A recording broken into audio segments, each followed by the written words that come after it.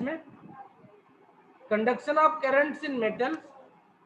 तो हमको पता है, हमें क्या पता है कि जब आपका इनिशियली रूम टेम्परेचर पे कोई भी चीज होता है तो उसमें जो फ्री इलेक्ट्रॉन्स होते हैं वो रैंडमली मूव करते हैं। क्या करते हैं? रैंडमली मूव करते हैं।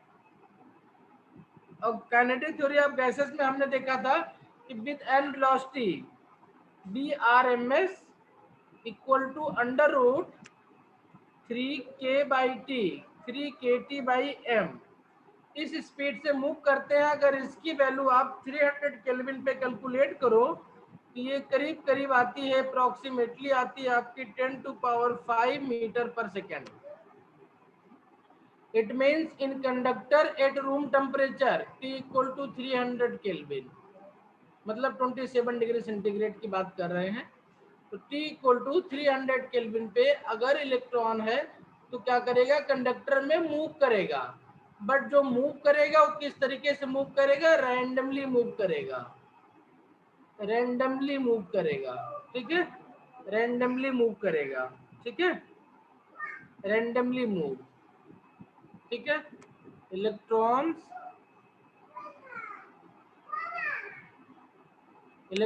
रैंडमली मूव्स, ठीक है? और रैंडमली मूव्स की वजह से क्या करेगा? या जिग जैग पाथ फॉलो करेगा, जिग जैग पाथ फॉलो करेगा। तो रैंडम मूवमेंट और जिग जैग पाथ फॉलो करने की वजह से जो इनका रिजल्टेंट होगा, रिजल्टेंट करंट फ्लो, ये होगा 0, ठीक है? Resultant current flow from A cross section, from A cross section वो 0 होगा। क्यों? क्योंकि किसी भी क्रॉस सेक्शन की अगर आप बात करें तो उससे जितना इलेक्ट्रॉन लेफ्ट टू राइट जाएंगे उतना ही इलेक्ट्रॉन राइट से लेफ्ट आ जाएंगे। तो रिजल्टेंट फ्लो ऑफ चार्ज 0 हो जाएगा। वो क्यों है? क्योंकि BRMS वेलोसिटी से मूव कर रहे हैं, पहली चीज। और दूसरी चीज क्या? रैंडमली मूवमेंट है, इसकी वजह से जिगजैग पाथ फॉलो करते हैं और रिजल्टेंट इनका जो करंट फ्लो होगा वो 0 होगा। तो कंडक्टर में एट सच रूम टेम्परेचर पे अपने आप से कोई भी करंट फ्लो नहीं करेगी, ठीक है? In absence of an electric field, ठीक है? इन एब्सेंस ऑफ एन, अगर इलेक्ट्रिक फील्ड अप्लाई कर देंगे तो एक पर्टिकुलर डायरेक्शन में मूवमेंट हो जाएगा और रिजल्टेंट करंट हमको मिल जाएगी, ठीक है? तो ये अच्छा, रैंडम मूवमेंट क्यों होता है इनका? रैंडम मूवमेंट इसलिए होगा क्योंकि इलेक्ट्रॉन जब मूव करेंगे तो then they will collide with lattice. क्या करेंगे? They will collide with lattice, collide with lattice, ठीक है? तो अब अगर कॉन्सेप्ट को समझ लिया है तो इसको लिख लेते हैं थोड़ा हम लोग। लिखो, conduction of current in sir metal. एक बार दिखाना previous slide please.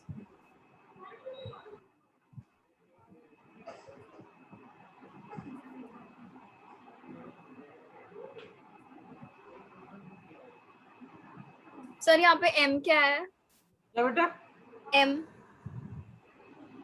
m metre per second. नहीं सर, m ये यहाँ पे ये m मास है, mass sir of, mass of body.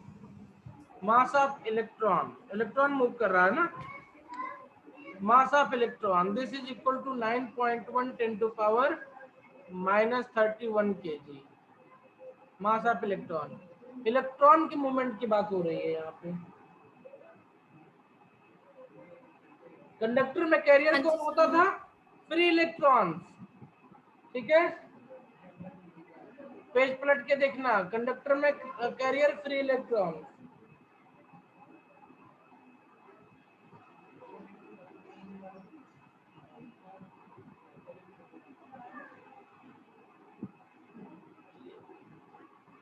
हो गया? आगे बढ़े। हाँ अभी जी सर। तो नोट करेंगे, समझने के लिए था कि मेटल शीट है आपके पास में, ये कोई भी क्रॉस सेक्शन एरिया आपने चूज कर लिया तो इससे जितना इलेक्ट्रॉन इधर जाएगा उतना इलेक्ट्रॉन इधर आएगा।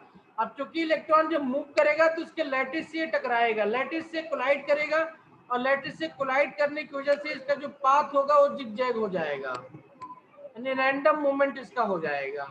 ठीक है, चलिए इसको जरा नोट कर लेते हैं। देखो, अकॉर्डिंग टू मॉडर्न व्यू, ये कंडक्शन करंट की बात है, इस बात को ध्यान रखेंगे हम। Conduction of current in metals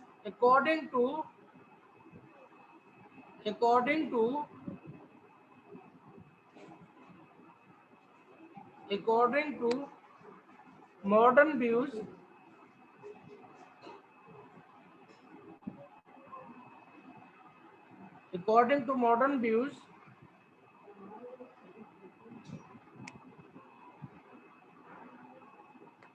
a metal consists of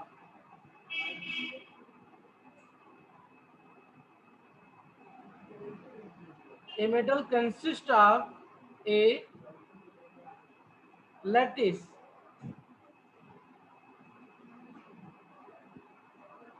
of fixed positively charged ions, fixed positively charged ions,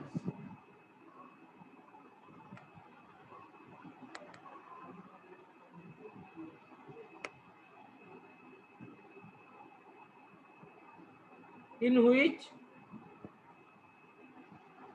billions of billions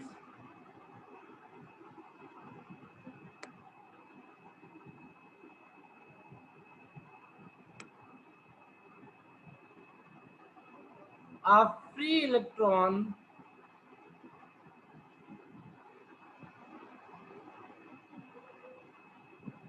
are moving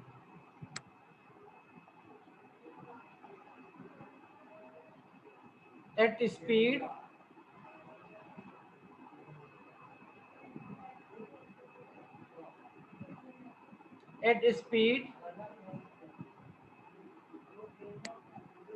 approximately 10 to power 5 meter per second, bracket में calculated as BRMS equal to under root 3kT/m। पूरा calculation यहाँ पे दिखा दो। 3k की value होती है 1.38, 10 to power -23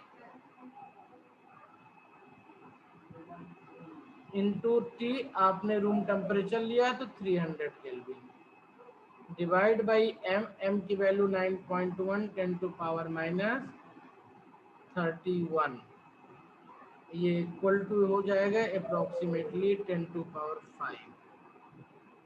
ठीक है, आप electrons are moving at speed 10 to power 5 meter per second,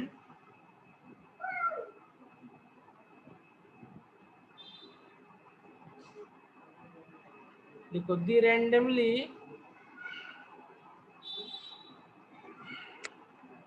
randomly moving electrons,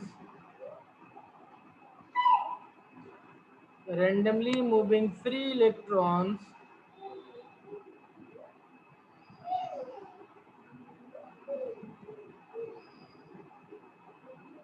inside the metal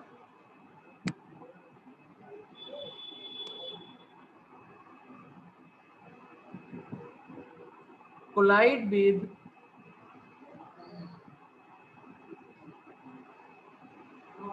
with the lattice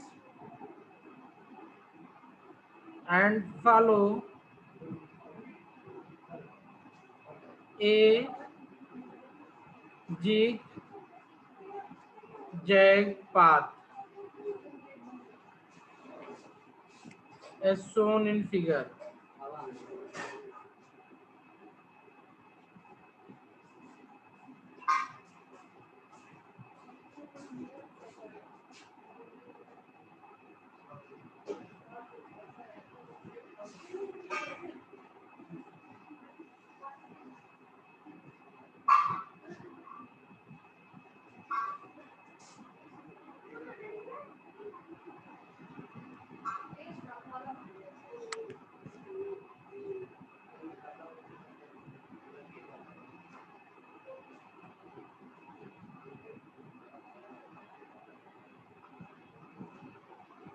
कैसे भी दिखा दो, ये डायरेक्शन है मूवमेंट का, ऐसे दिखाते जाओ।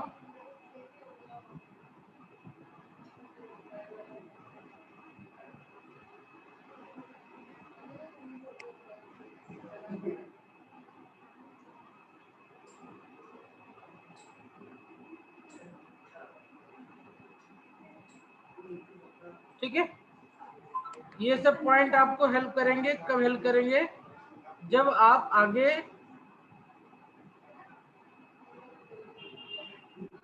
ठीक है जिग जैग पाथ फॉलो करेंगे, क्योंकि कोलाइड करते हैं लैटिस के साथ में।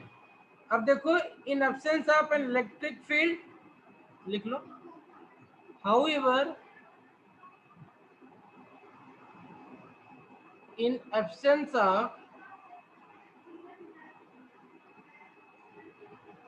any electric field,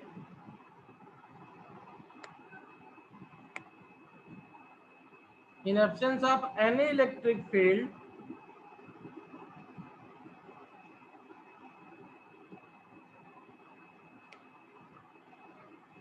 due to this random motion, in absence of any electric field, due to this random motion, the number of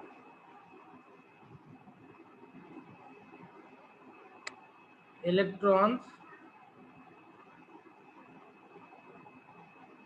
the number of electrons crossing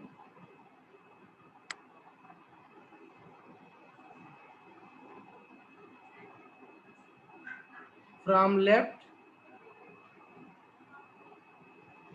to right is equal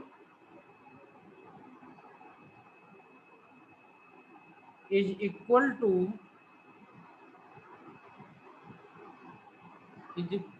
the number of electrons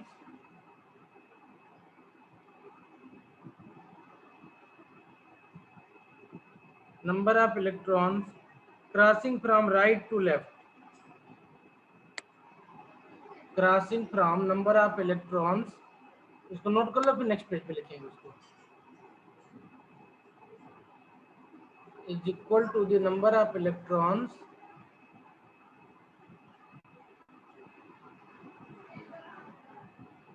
हो गया? Yes, sir. Is equal to the number of electrons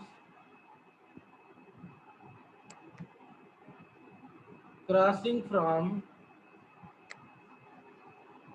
right to left.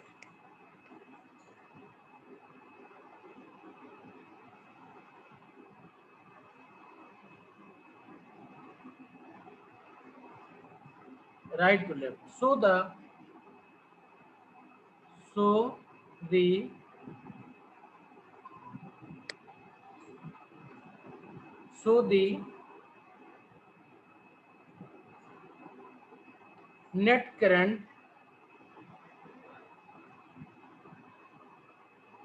So the net current,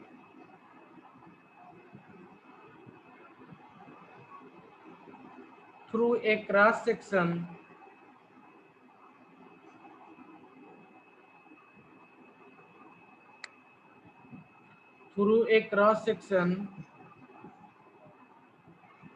is 0.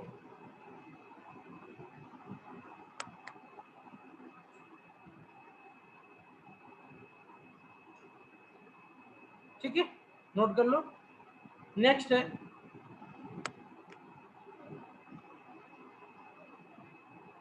velocities of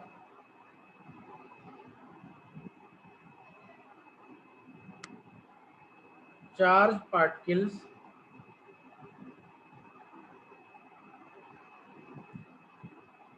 electron in a conductor.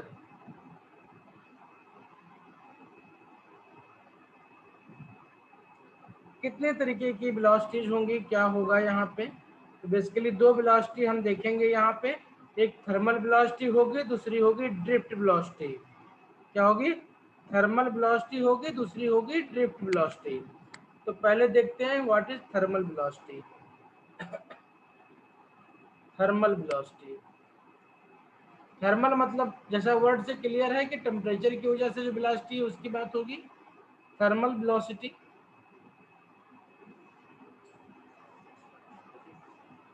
क्या है thermal velocity? देखो all electrons, जो इसका resultant होता है actually में वो जीरो होगा थर्मल वेलोसिटी का, जैसे कि अभी पीछे भी हमने डिस्कस किया है। तो लिख लो all electrons in the atoms are, all electrons in the atoms are not capable or not capable of motion। हमने पीछे बताया था कि फ्री इलेक्ट्रॉन्स हैं वो मोशन करेंगे खाली, है ना। Only a few which have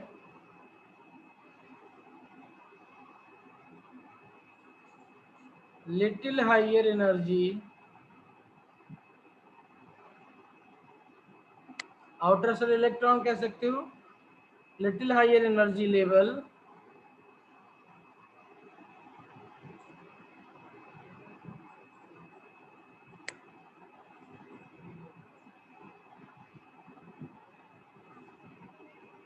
energy leaves, energy levels leave their orbit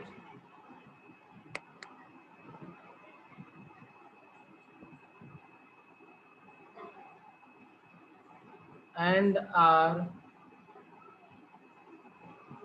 capable of moving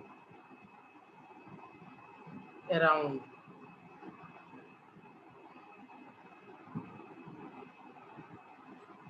These electrons are called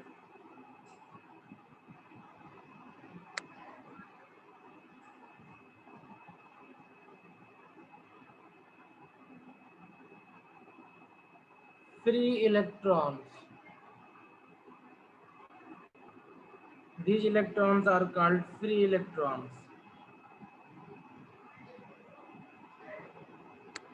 These free electrons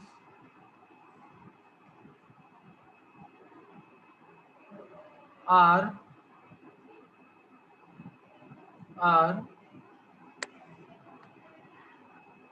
in very large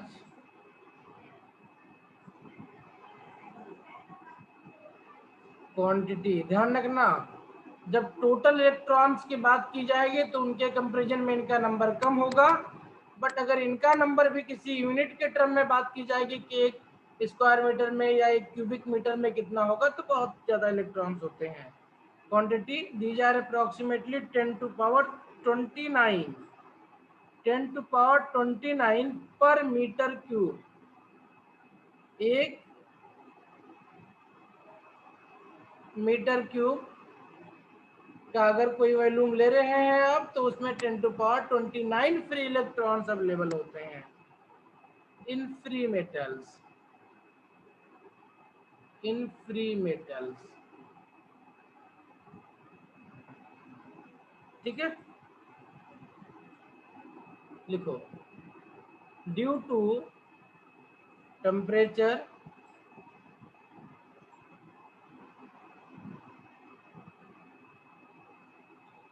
due to temperature and thermal energy,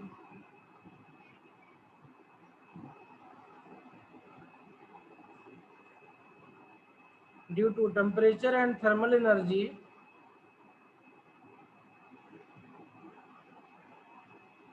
they have a thermal velocity।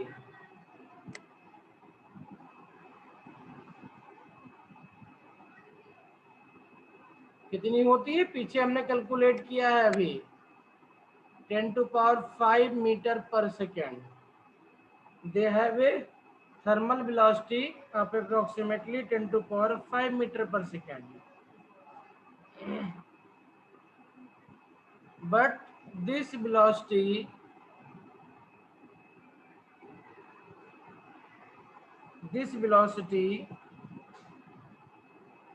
is in all directions. जैसा कि पीछे हम लोग discuss कर लिया था, due to collision with lattice in all directions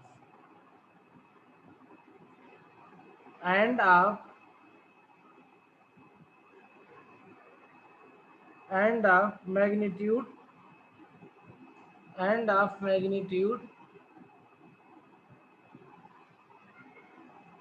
इसको next page पे लिखेंगे एंड इतना नोट कर लो, फिर आगे बढ़ेंगे. This velocity is in all direction and आगे नेक्स्ट पेज पे लिखेंगे end of magnitude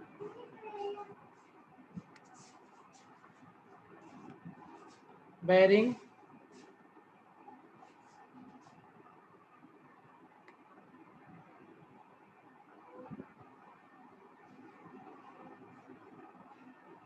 from 0 to maximum.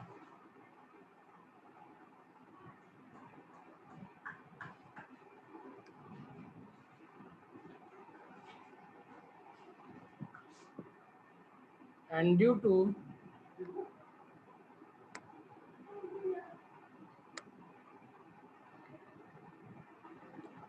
large number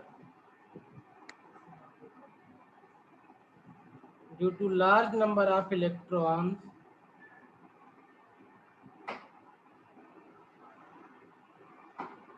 we can assume that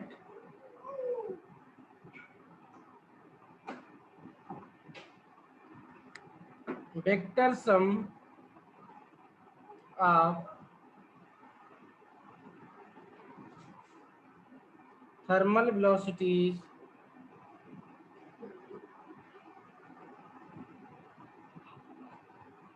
at any point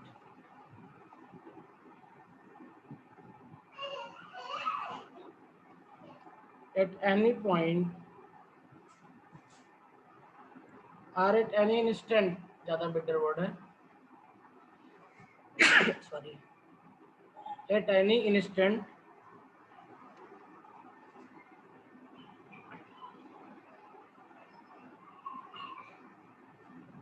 is 0.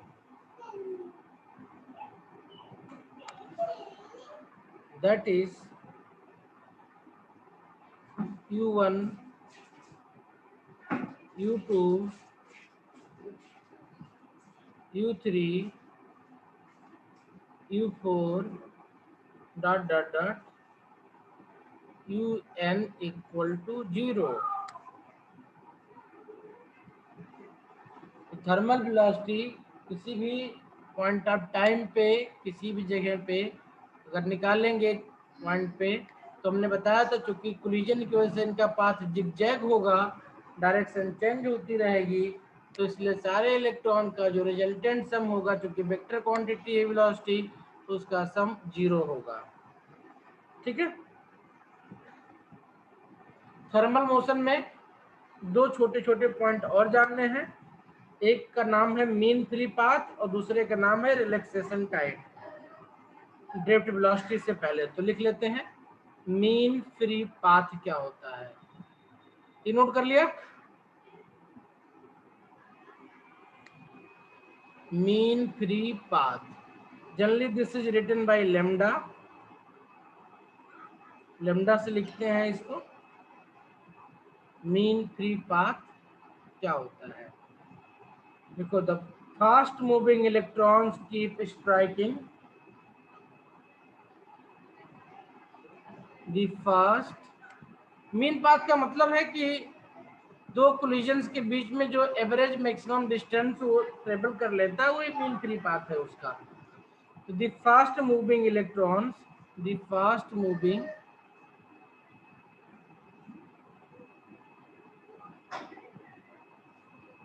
the fast moving electrons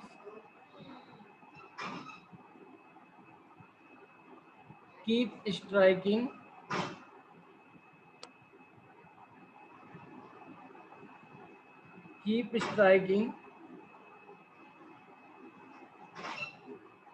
other atoms,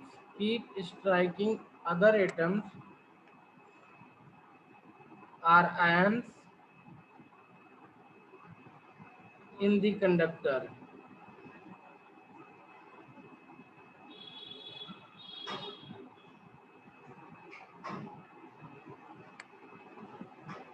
And in this they are reflected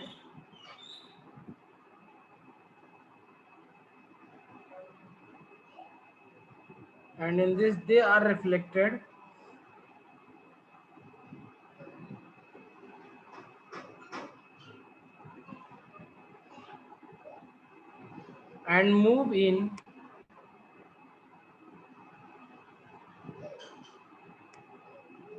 other direction.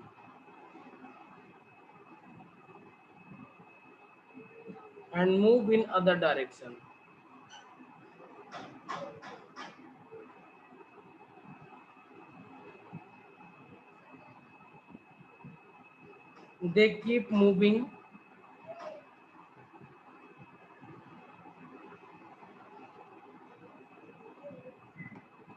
till they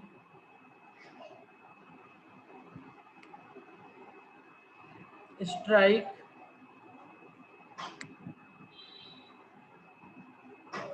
another ion or atom. Okay.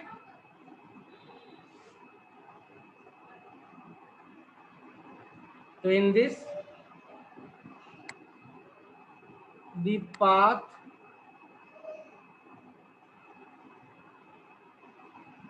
between two successive or consecutive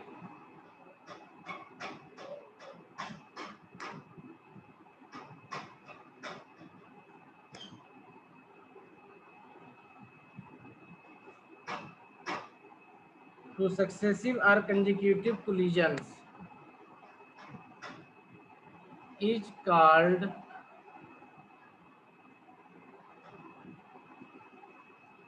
free path, and the average of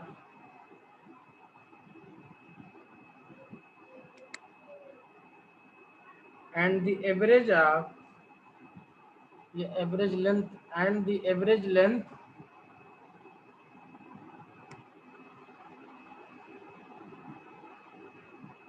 length of these free paths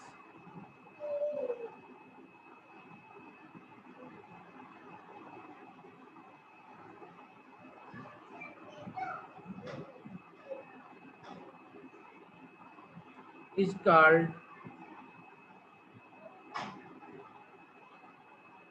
mean free path.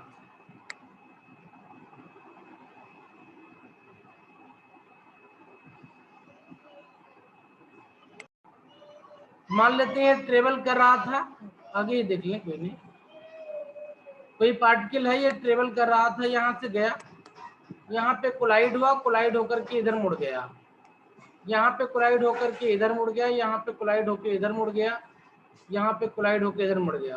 तो ये आपका main free path, ये क्या है, free path है। Lambda 1 मान लो, इसको lambda 2 मान लो, इसको लेमडा 3 मान लो, इसको लेमडा 4 मान लो, इसको लेमडा 5 मान लो, और इन सारे का जो एवरेज है लेमडा, उसको मेन फ्री पाथ बोलेंगे। तो lambda 1 plus lambda 2 dot dot dot, जितना लेमडा होगा वहां तक जाएंगे और डिवाइड कर देंगे n से, तो ये बन जाएगा मीन फ्री पाथ। अब इसी के बाद नेक्स्ट टाइम आता है रिलैक्सेशन टाइम। रिलैक्सेशन टाइम क्या होता है, इस फ्री पाथ को ट्रेवल करने में जितना टाइम लगता है उसको रिलैक्सेशन टाइम बोलेंगे, और हर एक रिलैक्सेशन टाइम का अगर एवरेज ले लेंगे हम, तो वो आपका मीन या एवरेज रिलैक्सेशन टाइम हो जाएगा। ठीक है, आगे लिखे। Yes, sure. चलो, तो नेक्स्ट पॉइंट है इसी में रिलैक्सेशन टाइम। बहुत इंपॉर्टेंट है ये दोनों term. Relaxation time,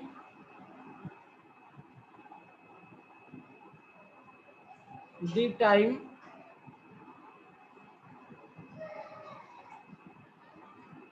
to travel, the time to travel mean free path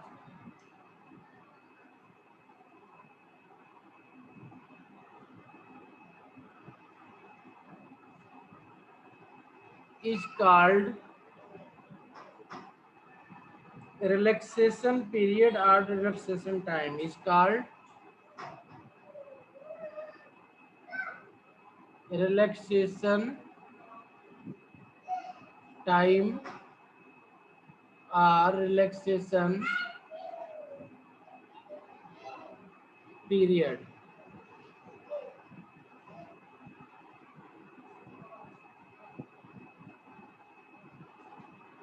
denoted by tau, denoted by tau.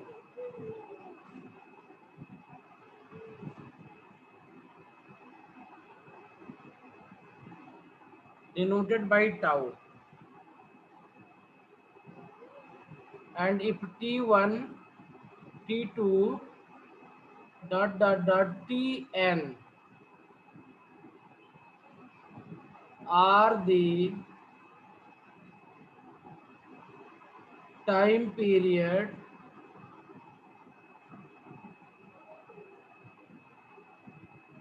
for n collision,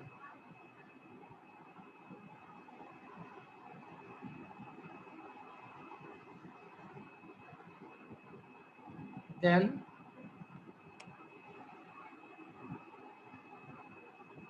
relaxation time tau will be given as T1 plus T2 plus T3 dot dot dot Tn divide by n. ठीक है, ध्यान रखेंगे T1 जो है ये lambda one distance table करने में time लगा हुआ है T1, इसका T2 एंड T3 ध्यान रखेंगे, बात को नोट कर लो।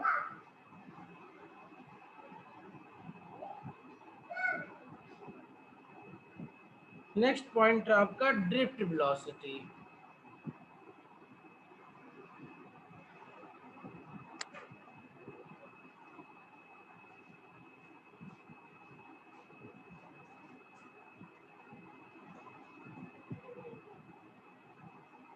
इंपॉर्टेंट है एग्जाम के लिए, एग्जाम में पूछा जाएगा direct definition. Drift velocity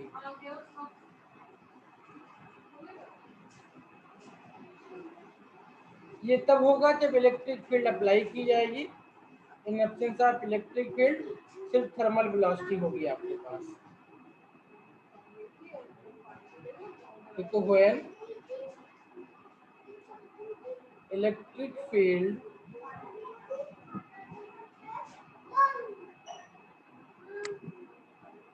is applied,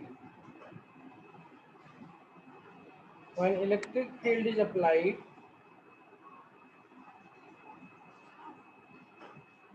across a conductor,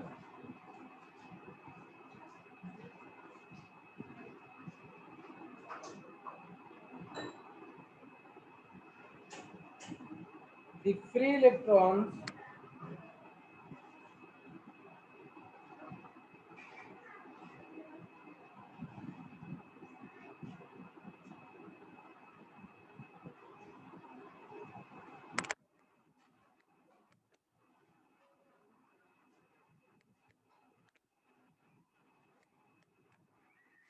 electrons experience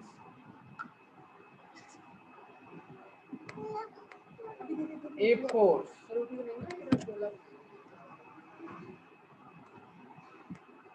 in the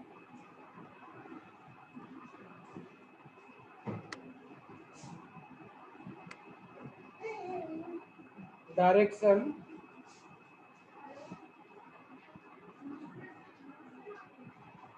opposite to field. Why opposite to field? क्योंकि इलेक्ट्रॉन पे नेगेटिव चार्ज होता है। And due to this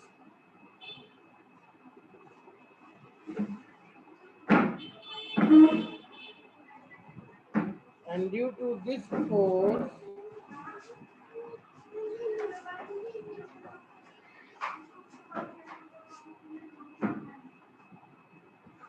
they start drifting. They start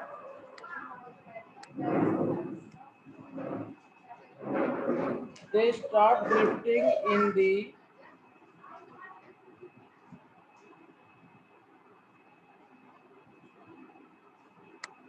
the direction of force.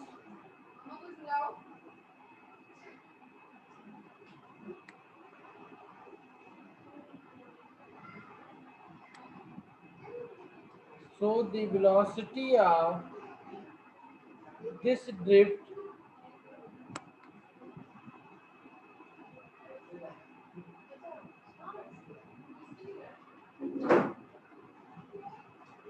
is called,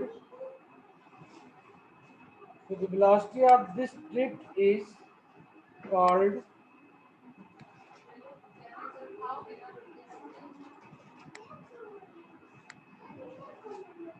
drift velocity, and can be calculated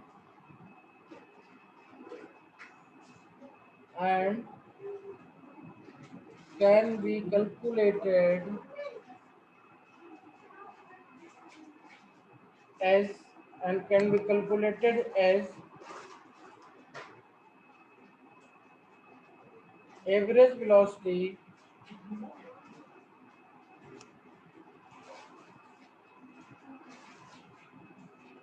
of all the electrons.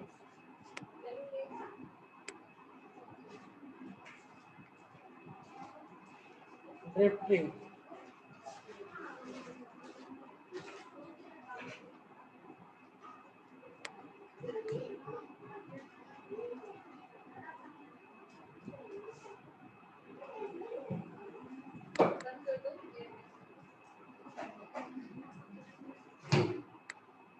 This value generally comes equal to alpha acceleration होता है, tau relaxation time होता है। ये alpha की value अगर रख दें हम E इंटू ई, ये हो जाएगा force divide by mass acceleration into tau. तो B D equal to E E M by tau इसकी वैल्यू होती है। अभी आगे ड्राइव करेंगे इसको।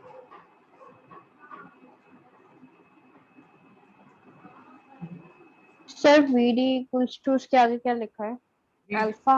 अल्फा इंटू टाउ, पर अल्फा इज द एक्सेलरेशन। तो एक्सेलरेशन है, तो acceleration can be written force by mass. Electric field में किसी चार्ज पे जो फोर्स होता है वो इलेक्ट्रिक फील्ड इनटू चार्ज होता है, E Q, F equal to E Q. या कुछ और पॉइंट पूछ रही थी बेटा? यस सर, यही पूछ। नोट कर लिया?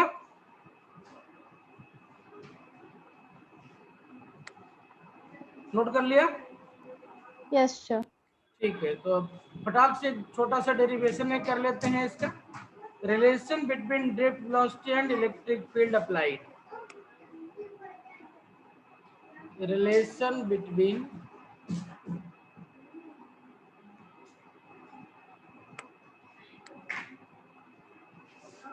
drift velocity and electric field applied. ध्यान रखना, ड्रिफ्ट वेलोसिटी की बात तभी आएगी जब इलेक्ट्रिक फील्ड अप्लाई की जाए। तो सपोज कोई कंडक्टर है, ले लो, सपोज कोई कंडक्टर है,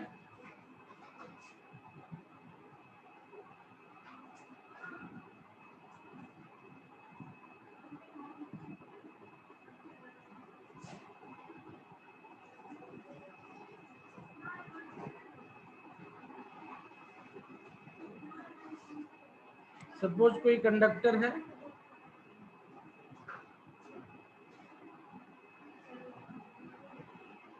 इलेक्ट्रिक फील्ड अप्लाई की गई इस डायरेक्शन में, अगर अंदर इलेक्ट्रॉन्स हैं तो इसके अपोजिट डायरेक्शन में मूव करेंगे।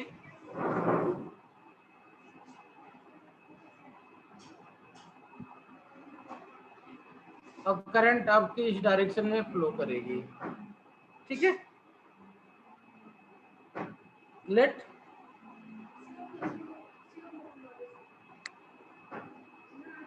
लिखो, when electric field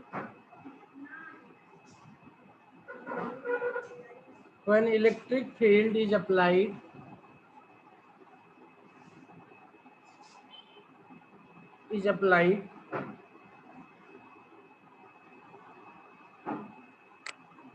across a conductor। तो अप्लाई करने से पहले जो भी इलेक्ट्रॉन थे उनके पास एक थर्मल वेलोसिटी ऑलरेडी थी, एक थर्मल वेलोसिटी से मूव ऑलरेडी कर ही रहे थे वो। ठीक है, ये बात ध्यान रखेंगे। across a conductor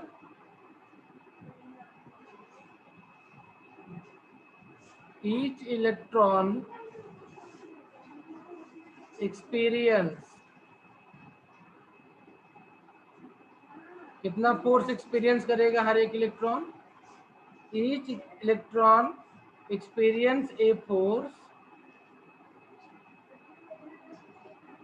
F equal to Q into E, हमको पता है ये बात, in the opposite direction of E, क्योंकि नेगेटिव चार्ज है। ठीक है, each electron experience a force in the opposite direction of E. ठीक है, फोर्स ई। अब since there is a force, then there must be an acceleration. So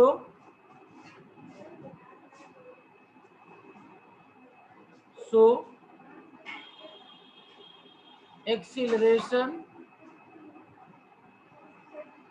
of each electron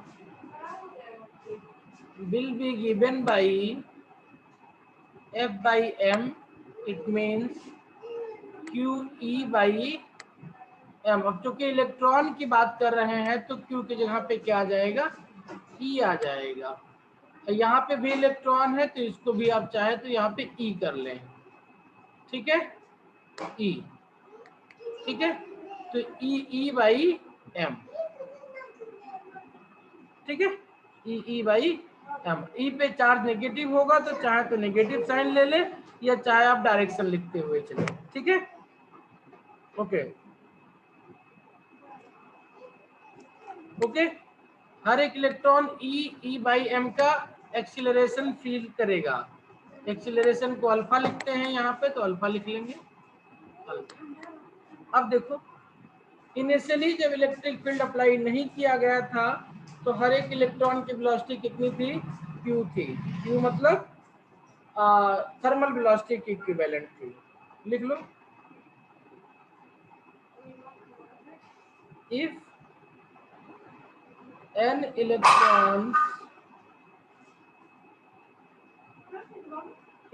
electrons are having initial speed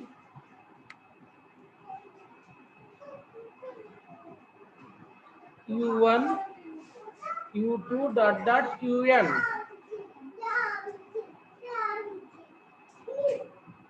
and their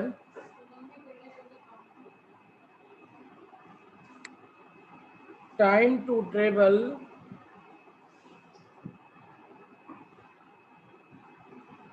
free path is t1 t2 dot dot dot tn, then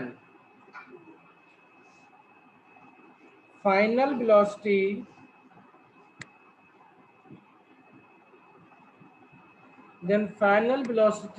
are क्या हो जाएंगी? v1 हो जाएगी u1 plus b equal to U plus A T होता है, तो alpha into T1 हो जाएगा। ठीक है बेटा, B2 हो जाएगा U2 plus alpha T2 and dot dot Bn हो जाएगा UN प्लस अल्फा Tn। ठीक है, नाउ सो ड्रिफ्ट वेलोसिटी कितना हो जाएगा? सो ड्रिफ्ट वेलोसिटी क्या होती है? Average of all these velocities. Drift velocity will be b1 plus b2 dot dot bn divide by n होगी। इसको लिखो यहाँ पे, तो 1/n को बाहर कर दो, अंदर इसको लिखोगे तो ये बन जाएगा u1 plus alpha T1 u2 plus alpha T2 dot dot dot un plus alpha Tn। un को अंदर ले जाओ, u1 u2 un को साथ में कर लो, बाकी टर्म को अलग अलग कर दो, तो ये बन जाएगा u1 plus u2 dot dot dot un divide by n।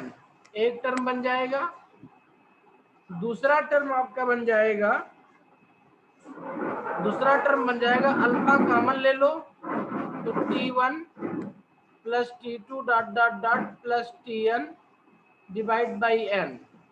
अब ध्यान दो, u1 plus u2 plus un by n ये थर्मल वेलोसिटी का एवरेज है, और थर्मल वेलोसिटी का एवरेज 0 होता है, अभी हमने पीछे पढ़ा हुआ था। ये BD का एक्सप्रेशन है, तो ये 0 हो जाएगा। तो यहाँ से BD इक्वल टू क्या मिल जाएगा? इसको नेक्स्ट पेज पे लिखेंगे हम लोग। इतना नोट कर लो, फिर अगले पेज पे लिखेंगे।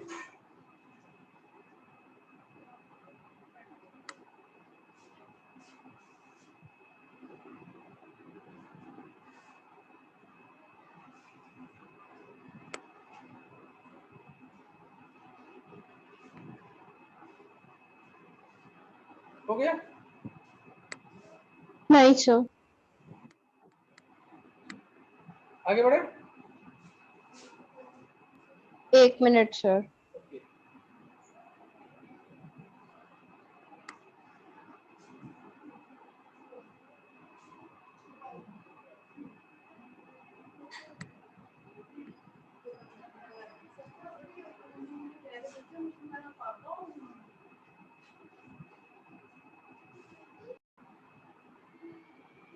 BD इक्वल टू हो गया 0 प्लस अल्फा, और देखो T1 plus T2 plus T3 dot dot Tn by n क्या हो जाएगा? टाउ हो जाएगा। अल्फा इंटू टाउ हो गया ये, तो BD इक्वल टू हो गया अल्फा इंटू टाउ। यहाँ पे लिख दो since thermal velocity equal to u1 plus u2 plus dot dot un by n equal to 0 होता है। ठीक है, तो BD equal to alpha into tau हो गया। अल्फा की वैल्यू हमने ये ऊपर निकाली हुई है, यहाँ से अल्फा की वैल्यू लिख लो लाके, तो BD इक्वल टू हो जाएगा E by m into tau, EM into tau, EM into tau. ठीक है, BD का डायरेक्शन क्या होगा? अपोजिट टू इलेक्ट्रिक फील्ड होगा, क्योंकि इलेक्ट्रॉन है अपोजिट मूव करेगा ये। तो EM अपॉन टाउ इसका मैग्नीट्यूड हो जाएगा BD का। ठीक है बेटा, यहां तक समझ में आ गया सबको कि नहीं आया?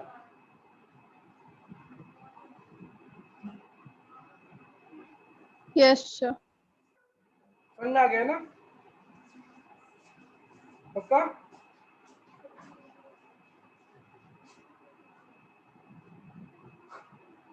ठीक है, तो अगर यहाँ तक समझ में आ गया है तो छोटा सा फार्मूला लिख करके आज आप लोगों को छोड़ देंगे।